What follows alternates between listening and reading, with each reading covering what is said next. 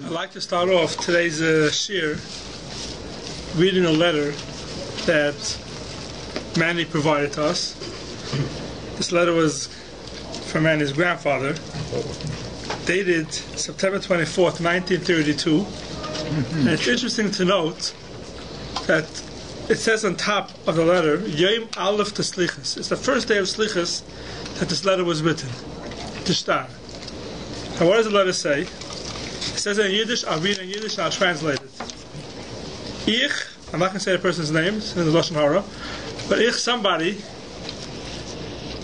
from Calgary, Farkoif, I'm selling to Zalman Levinsky, which is a man's grandfather. I'm selling to him alle meine mitzvahs and ma'asim tovim. All my mitzvahs and ma'asim tovim. Was is auf mein Rechnung that I have today, till today, for $2. For $2. Okay, make a cheshbon in 1932 how much $2 was worth. Maybe it was worth a lot more than it's worth today. About 500. And this is, don't forget, this is the first day slichus. The guy's selling all his mitzvahs. And ich verstandig mit mein Handschrift, I'm signing it, and I won't have any tightness to him on this misker, and I'm giving him the money in full, and signed by this guy's name. That was a shtar that Rabbi Zalman Lubinsky, Rabbi Zalman Lubinsky has, or he was very nifter. How many years ago was nifter? Many years ago. 20. That somebody sold him his mitzvahs and ma'asim tovim that he had till today for $2. Now the question is, can you do that? What? Now the question is this shtar worth anything? When someone goes ahead and he sells his mitzvahs and ma'asim tovim, so does it have any kiyum? Does it mean anything? Does a person have a right to sell mitzvahs and ma'asim tovim that he didn't? You see that people do that. Okay, so we'll see what happens. So there's a famous story. We'll start off with the story today. There's a famous story with the Abderov, that once a person came to him and said that he has a daughter who she's older already, and he can't marry her off. What should he do? He doesn't have any money. So he says, "Do you have anything?" He says, "I have 1 ruble." He says, "You know what?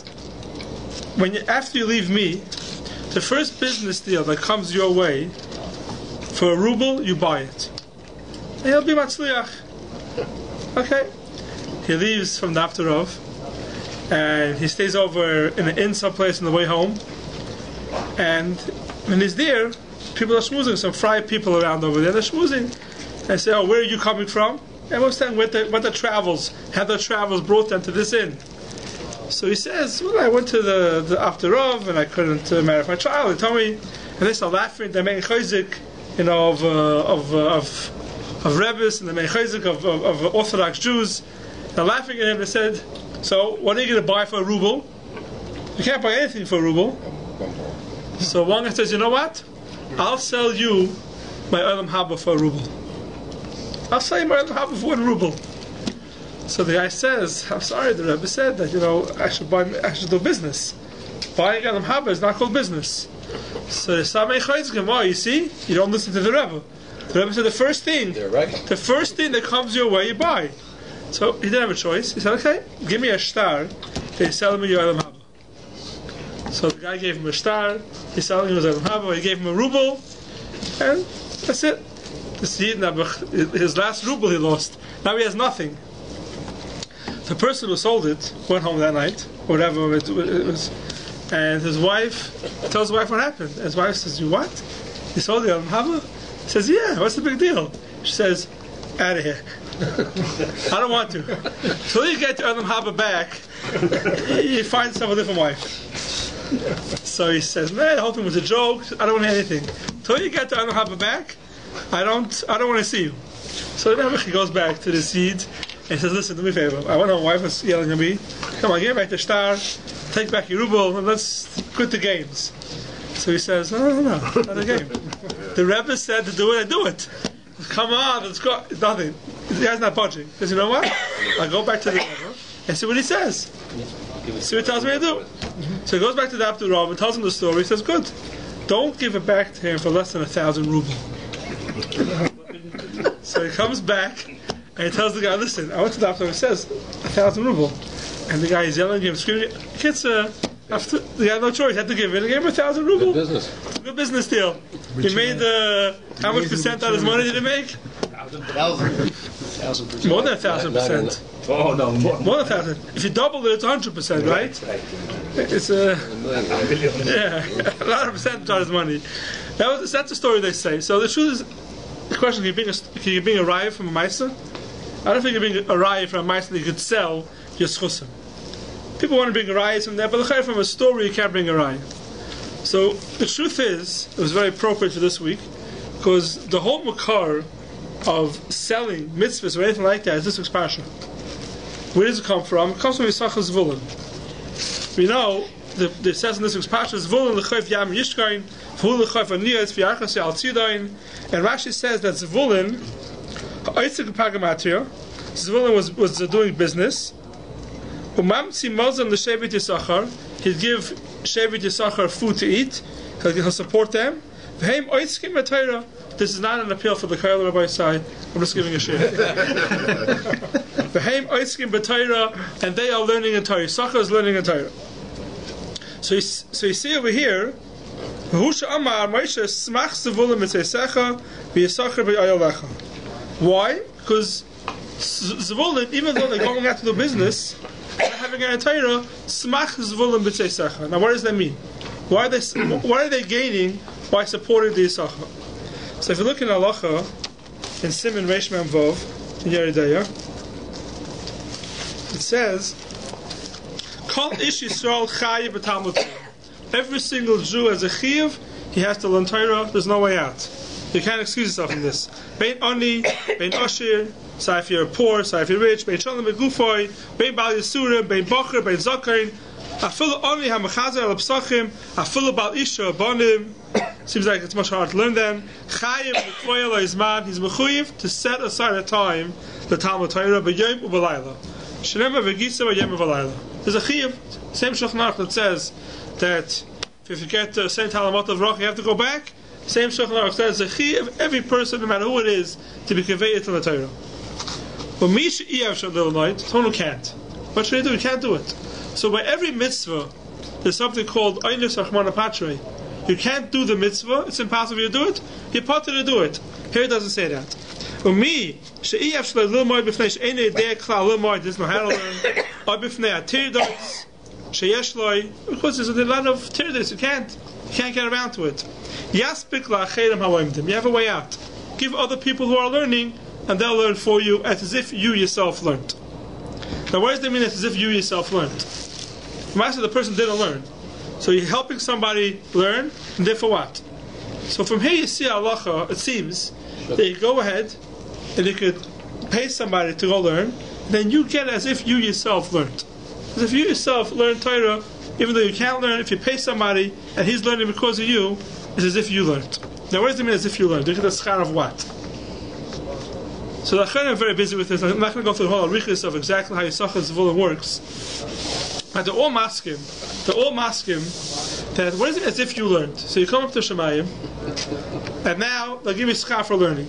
Now we all know that if someone learned and it comes up to Shemayim, we had a Rabbi in Cheder used to tell us that Gan Eden and Gehenim are the same thing.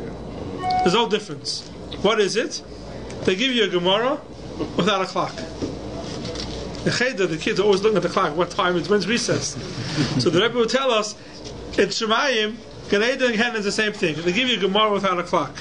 Now, if you enjoy it, you're learning, then it's good. If you don't enjoy it, it's Gehenim.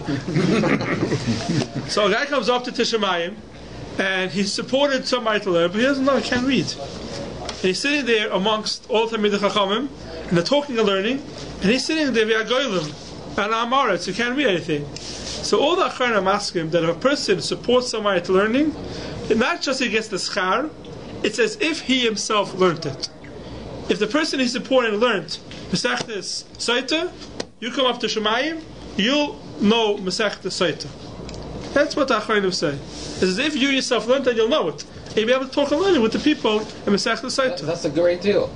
It's a great deal. So it's much better than learning yourself. I support something. So someone said that. By the way, the guy has to be a good learner or you're in trouble. It's hard to learn. It's not easy to learn. So someone said that to the Satmarov. You're a rich guy. Let you pay a guy. Someone said to the Satmarov, he says to him, "Why should I sit and learn my whole life? There you go. I'll work my whole life, and I'll get the same Olam Haba as this guy." So the Satmarov told him, "You're right. You have the same Olam Haba, but you won't have Olam Hazeh." And by the way, you better pick the right person. Yeah. If he's not a good learner. He's not a good learner. Yeah. So you get to sit. Whatever Torah that person learned, it's as if you learned. You come up to Shemayim, and you could. Rabbi Yaakov is a very interesting thing. Rabbi Yaakov in this is very different. This is very different than the deal the guy made. Yeah, we'll get to the deal the guy made in a second. Yeah, we'll get to the mitzvahs in a second. Yeah, I'm building up to it. So Rabbi Yaakov in Emes Yaakov says in Parshas Zos Bracha, he speaks about Yisachar Zvul, and he says, we know the Torah, the only way you can be created Torah is through a melus b'Torah. You have to work hard to get it. You schwitz, right? Schwitz and Torah, that's where you get it. This person didn't schwitz on Torah at all. What right does he have to come up to Shemayim as if he learned the whole Shas? He paid somebody to go through Shas. And this now he comes up to Shemayim, he knows Shas. There's no Amelus. Says Rabbi Yaakov a very, very interesting thing. Says Rabbi Yaakov, when before a person is born, the Malach teaches him Kol Torah Kula. Afterwards, when he's born, we forget the whole Torah. What happens? The Torah says you have to be an omol. You have to work hard now to regain the Torah that you lost. That's called a Meilus B'Torah. Not just knowing it, you have to work hard. You have to toil in it, in the Torah. Now, a person who's not learning doesn't have that. Says Rabbi Yaakov, a person is working hard, and he's taking the money that he earned from that hard work, and he's paying somebody to learn. Says Rabbi Yaakov, the meilus that he had in the learning, in the working, is considered as if he had a meilus b'Torah. This is what Rabbi Yaakov Kamenetsky says. It's a good deal. It's a chiddush of Yaakov. That's what he says. Look at Emes Yaakov and Parshas Zos Bracha. That even though Torah is only nickness with a meilus, if a person is working hard and he's making money, he's using that money to support somebody to learn, then the meilus that he had, the hard work that he had in his business, is as if he was Omal B'Torah, and therefore when it comes out to Shemayim, he has the Torah, and he has the meilus. He has them both together. What if he didn't work hard for the business? Good question. This guy's invested, he makes money, it's a good question. Yerusha or whatever. Yeah, that's a good question.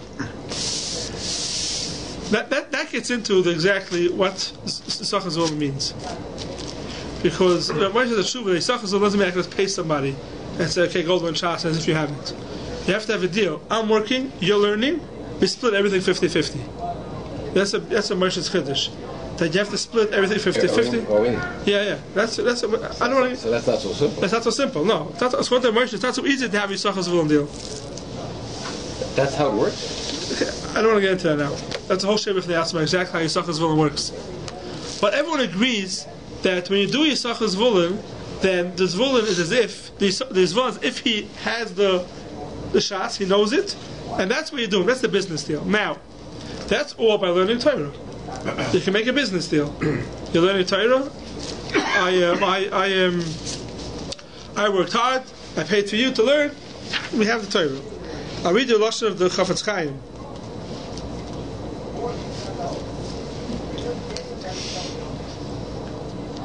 Very interesting Chafetz Chaim. You see also from the Chafetz Chaim that he says that when you do a Yisachar Zvulun, it's as if you yourself have the Yediyas HaTorah.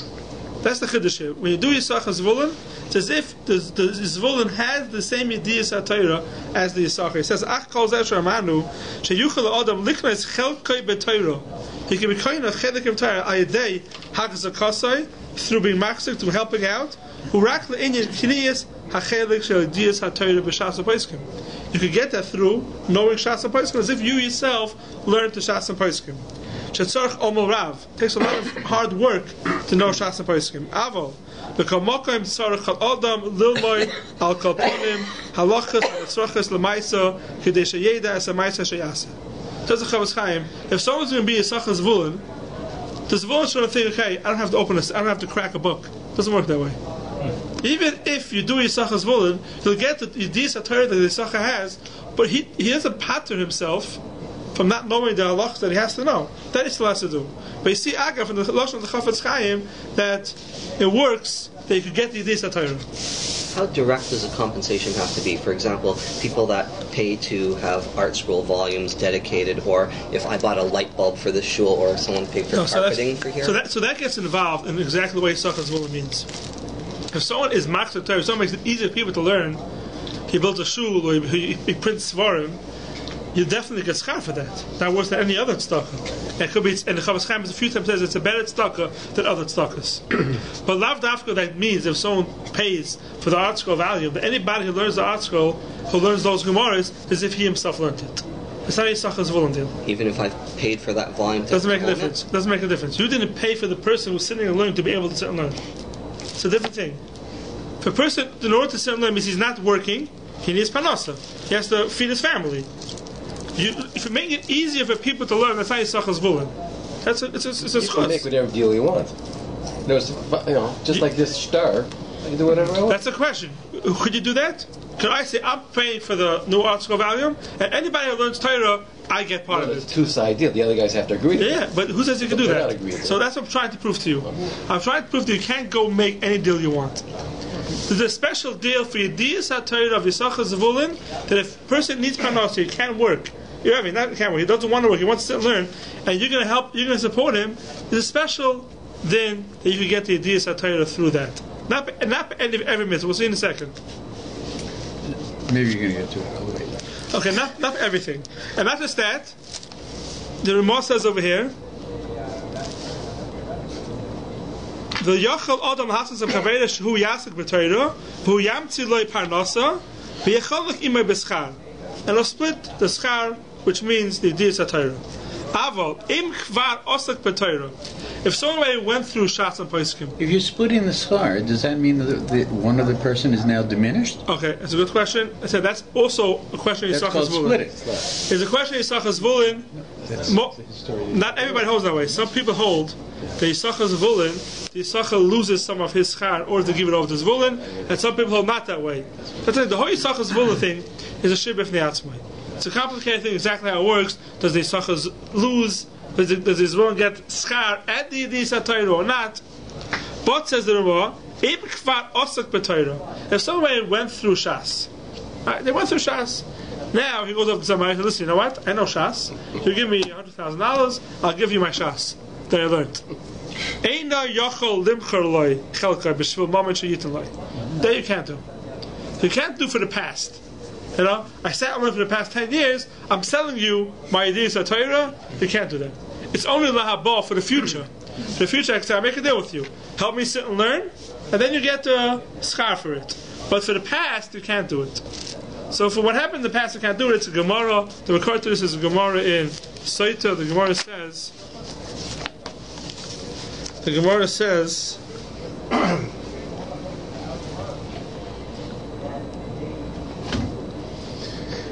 Omen Ula, like a Shimon Achi Ezra. It says Baizivuza Law, you'll be a bezoin of him, it won't help him anything. What does it mean? Like a Shimon Achi Ezra, for like a Rabbi Yochanan de Bein Nesiya. Shimon and Ezra were brothers, they had a Yisachar Zvulun deal.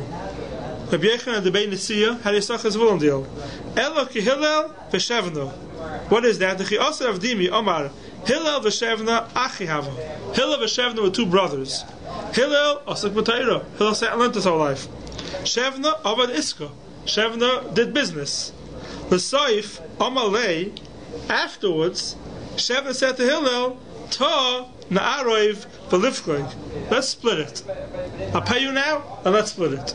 Says the Gemara, Baskal Yotza Baskal v'Amra Emiten Ish Es Kol Hoin Beisai. If someone will give everything, all its riches, it means nothing. What does that mean? Because once you're doing it after the fact, it's too late. You have to do it beforehand to help somebody sit and learn, then you get the schar. But afterwards, to go sell Yediyas HaTorah, you can't do. This is all B'negei HaTorah. How about B'negei Mitzvahs? No question. Does it have to be done with eating? No. You could just do it. No, you can do it. So in principle, it's like the Brooklyn Bridge.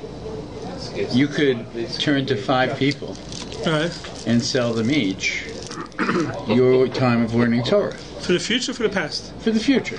That's the question, maybe not. It's only with one person. Why? Because if one person has to support you. Why? One person, that's the deal. You make sure I can be sustained. I have what to eat and to drink and to feed my family, and I'll give you a schar of learning. And then I turn to Shmuel and say, do the same. You can't do that. One person, or you need once someone's supporting you. Let's say a person has tons of money, doesn't need somebody else's money. That's a person can make Yitzchak's Vulin deal. Yitzchak's Vulin is only that the person needs to come on to this Vulin in order to learn. If he doesn't need him, there's no Yitzchak's Vulin deal. You can't go do that. The case of Yitzchak's Vulin went for 20 years, and they both died within one week of each other. Oh yeah. So there's a continual learn first. And they learn together.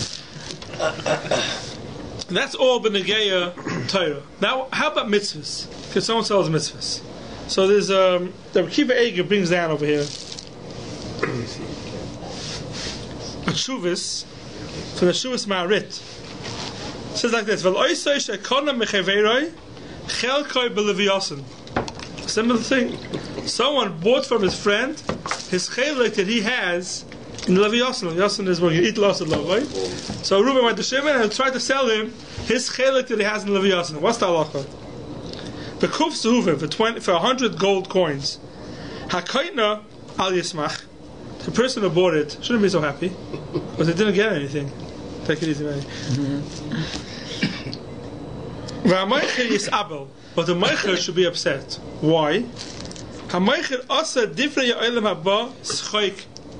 The person made Olam Haba into a joke. He sold his Olam Haba just for money. The Leviyasin is not a Gashmis the Kachila. And the Tainug Olam Schar Mitzvah. It's a Tainug, it's an enjoyment of Olam Haba, the Schar of the Mitzvahs. Asher also. Once he sold his chelik of Olam Haba, Ibud es Shaloi. Says it brings up Kireg of a true Samarit. Very scary thing. You're right. When someone sells his mitzvahs, you have no right to sell your mitzvahs. But the Marit says, if you go over to somebody and you sell your mitzvahs, even though the person who you sold it to is not claiming your mitzvahs, but you lose it. That's what the Marit says. You lost it. Why did you lose it? It's also Geneva then, no? What? It's Geneva. What's Geneva? If I'm not coining it, then you're selling it to me. Okay, good question. Okay. Why do you lose it? We'll see in a second if it's Geneva. Why do you lose it? Because you made a bezoyin out of Olam Haba, and you show it's no chshivas to you. If there's no chshivas to you, then you don't get it. That's what the Marit says. Huh? Yeah. So that's the person who's selling it. How about the person who's buying it? He's giving money to it. Right? So what happened to his money? He just went down the drain? What happened to that? So we have different shuvas. From Ram al Shakir. When Kalmakim Niri says, Shenoisnim lekaina schar. The kaina who went to buy the mitzvahs, the Eibishter will give him schar for buying it. Not that it got that person's mitzvahs and ma'asim tayvim, but it gets schar al his erusai v'chavivusai nedivrei olam haba. From the showing the love that he has for mitzvahs and ma'asim tayvim, damim merubim aleha, shahaitzi damim merubim aleha, he gave a lot of money towards it. V'hakol lefi kavanasai v'cheshkai. Everything is according to his kavana and his cheshik, why he wanted those mitzvahs. She'ein HaKadosh Baruch Hu mikapeyach schar shum beria ad chan l'shaynai. As long as he didn't buy it at a discount. A discounted price, right. But then he has the same problem as the other guy. Still the same. Yeah. Cheapening it. Cheapening it, yeah. The thought's still the same. Isn't someone who knows this and accepts the purchase, isn't that kind of lifnei iver in a certain respect? Because you're causing the guy to lose his mitzvahs? You have to know if the actual selling is what makes him lose it, or the fact that he wants to sell it. Yeah, so you discourage him. Okay. Implies that he You wants see all kinds of cases like that. With Rabbi Akiva, remember who was being burnt? He was. Remember he spoke to the guy that was the executioner. Yeah. He said, if you fan it, you'll get your own haba. So. Yeah. Okay. You have to know what things mean. All these stories, a lot of stories, like they have to know what they mean. The stories. There's rice in Gemara that you could sell. There's the Shema Gedolim, the Chidah brings out a story. I forget who it was. I want to bring it. The Shema Gedolim, the Chidah brings out a story. I think from one of Rashi's grandparents. I don't know who it was. There were two people who they made a deal. One was Rabbi Chiel. I think one was Rabbi Nashmi, I forgot the two names. They made a deal. And they said, all the mitzvahs of my, they're both tzaddikim, both chashva people, and said, all the mitzvahs of my time that we do, we split evenly when we get up there. We split it evenly. And after a couple of years, what happened? Oh, then one Yom Kippur night, there's a minute in Klai, so a lot of people do the light. It's called what's called when you light a candle, you put it in the shul. What's called a mendel? The Levitic candle? Not the Levitic candle. Another one. The Levitic? The Levitic candle. Levitic licht. So you light a candle, you put it in Kippur night, and you don't leave it in your house. You leave it in the shul. Why do you leave it in the shul? Because you put it in the shul amongst the other ones, and one goes out. No one knows who's one out. But still, Rabbi Chiel lit one, and it went out. And he went to his friend and he said, my candle went out. A few days later he died. And when they were going to be for him, so they said the meaning was Shas Kvura. Right before they bury somebody, there was a way of checking if his body was in the same position they put it to begin with. And if it was, somebody was a tzaddik. And they would check it out. And this person I think his name was Menashe, who did a deal with him, was standing next to the Aron, and they opened it up, and Rabbi Chiel, it says in the Chidah writes, Rabbi Chiel, who was the mace, looked up at him and laughed at him. That was the story. And the Marasham says that why did he laugh at him? It doesn't say why he laughed at him. Marasham said he laughed at him because he said, you think that our deal was a good deal. Amrei and the Elam Emes, I know that there's nothing to the deal. You can't go ahead and just give away your mitzvahs. You can't just go ahead and do it. You can't give away your mitzvahs. So you see from over here that mitzvahs and ma'asim tovim, besides the fact that l'sha'avar you can't sell anything, even Torah which is shaykh to sell, on l'habah. So you could sell l'habah, you could support somebody, and you get the yedis Torah that he had. Mitzvahs, l'habah, even l'habah you can't do.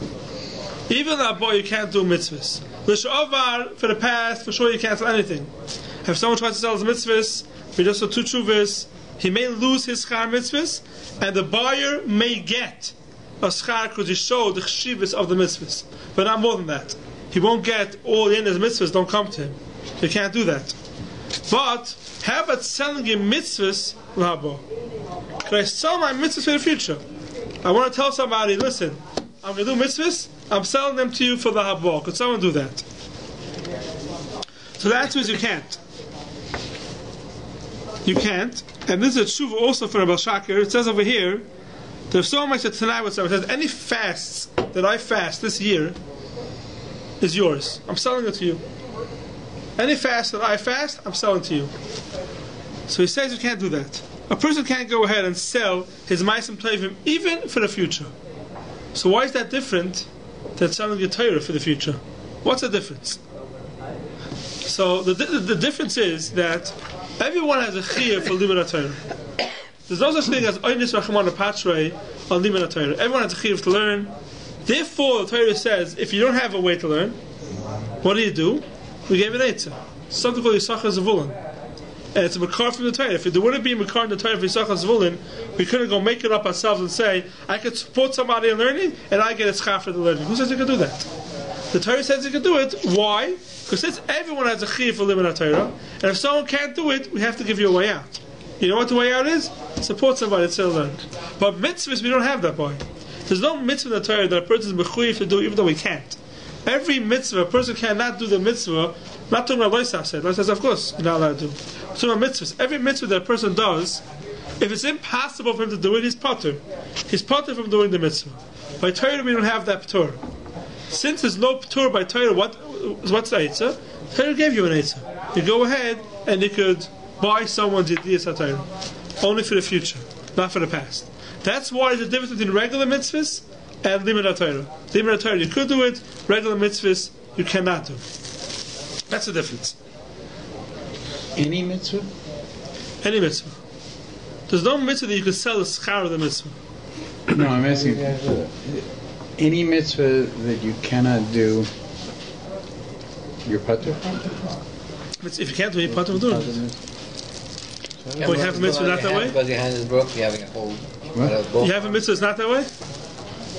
So what? That you can't do it, you're not patur? I'm thinking. There's no mitzvah. Actually, you can't do it. Every mitzvah, if you can't do, you can't do it. Limit a Torah, you don't have that Torah. And the Torah gave a way out. Yisachas Vuln is the way out. I don't understand. If the guy's a rich guy, what do you mean you can't learn? What does that mean you can't? You don't want to learn. It's hard for you. Okay. So I don't want to get involved now. You can't. I don't want to get involved now. If you have money, right? So you want to know if somebody decides, right? It's a mitzvah limit Torah. He decides that it's too hard for him. He'd rather go do business and do Yisachas Vuln. So you're right. The Chavetz Chaim says certain basic halachas he has to learn. The basic halacha is no turn not to learn. But more than that, a person can't do it, and he's working and he's supporting somebody through his working. He's not doing. That was the mitzvah with the Satmarov. What to Dalam Hazah? How you're right. What to Dalam Hazah? So what exactly is the get that a person can't? And that's where he is. It's very hard. It's very hard to give guidelines to that because everyone's different. The halacha it says a person doesn't know how to. He didn't have the education to it, or he had a limited education, and now when he's older to go ahead and do it is much harder, and therefore maybe there's a p'tur. But you have to know exactly when there's a p'tur. I'm not going into giving psakim of when a person becomes potter from Liman HaTorah, and what's called that he's an Eli Yachal Lilboid, and what's called that he's torrid. I'm not going to get into that. That you have to ask your rabbi or your mashgiach. But definitely there's a way out by Torah if you can't do it to be kind of through this Torah. But now it doesn't say anywhere that if you could do it and you don't do it, you don't get to this Torah. It doesn't say that. Once we have this loophole, once you have a way out by Dias HaTorah that you could get to Dias HaTorah, it doesn't say anywhere that if you could do it yourself, you have to do it yourself. If not, you can't do Yisachas Vuln. That we don't have. Torah says you have to have Yisachas Vuln, even though you could do it yourself. You'd rather not, and you could go ahead and do Yisachas Vuln. The mitzvahs you can't. Mitzvahs you can't do it. No, mitzvahs. How do these people do it? Give me your esrog during the war. Give me your esrog. I get my own. How about? Because if you had any taikif, from here see there's no taikif. Esrog. All the places we see. What's the difference between an esrog and a tefillin? But I'm saying. They wanted a certain like an esrog. They said, one guy had an esrog. Give me your esrog. I'll give him my own haba. You see from part of it. He didn't say everything. He says a part of it. No. The story is a part of my olam haba. The Rebbe said part of this olam haba will give him. You see from here, from the poskim, that a mitzvah and ma'asim tovim is not shaykh to sell. You can't sell it. You get schar. The Maram Shaka says that you get schar because you showed how important it was to you. You showed how important it was to you. But to say that you were kind of that person mitzvah ma'asim tovim, you didn't do that. You were not kind of somebody else mitzvah ma'asim tovim. I can read you here. The Maram Shaka has a whole arichas here, a whole tshuva, very very strong. I mean, the Lashon he says over here. He says, "Ki ein adam zeicher b'schus v'lasai." A person cannot be zeicher in schusim that don't belong to him. It's impossible. It's impossible for someone to get schusim that don't belong to him. His lashon over here is, in a strong lashon, he says. Sure, it is. He says the chusim of avos and the chusim of your grandparents and the chusim of your father goes from one generation to the next. That's something else. Not you get their schusim. The schusim may help you out, but you don't get their schusim. He's not receiving it. It's the name. He's doing it. You're getting his for nothing, right? Fine. That's the difference between Torah and Shar Mitzvahs. So getting back to the letter,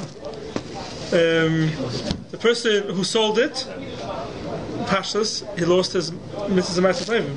The person who paid for it, according to Maram Shaka, gets schar for it. He'll get schar. He won't get the mitzvah ma'asim, but schar he'll definitely get. But one thing I can tell you, Yom Alef Slicha is not the day it makes such a sale. Yom Alef of Slichas, not the day that makes such a sale. Make it after Yom Kippur. Make it after Yom Kippur, not Yom Alef of Slichas. Yeah, but if he finds out he has, he will tell you. Make a car out of it. You don't make this deal the day after Yom Kippur. Maram Shaka brings down an opposite case also. Could someone sell his Averis? Brings that also, because someone sells Averis. That's a good deal. Yeah, but he says you can't do that either. Who's buying that though? You never know. I meet the guy who buys it. You never know. When I meet the guy who buys it, he's buying it. There's a story of Make a Tashlich, joke right? out of it. The guy stands under the bridge when the Rebbe shakes his tzitzit, right? He says, his Averas are my mitzvahs. You can't catch them.